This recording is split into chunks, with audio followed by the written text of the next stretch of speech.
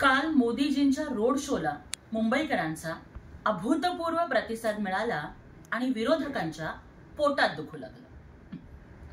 सकाळी 9चा भोंगा म्हणू लागला की आम्ही पंतप्रधानांना रस्त्यावर आणलं.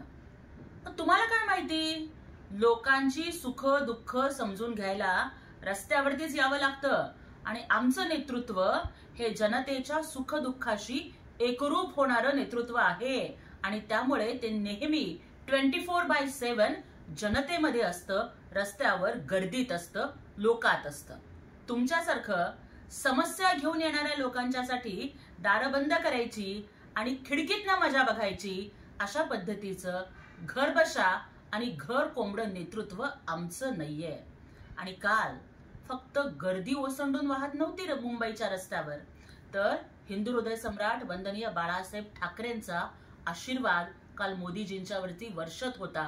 मुंबईकर जनतेचा विश्वास हा कालच्या गर्दीतून दिसत होता की हा देश फक्त मोदीजींच्या हातामध्ये सुरक्षित आहे आणि महाराष्ट्र एकनाथजी शिंदे साहेबांच्या हातात सुरक्षित आहे.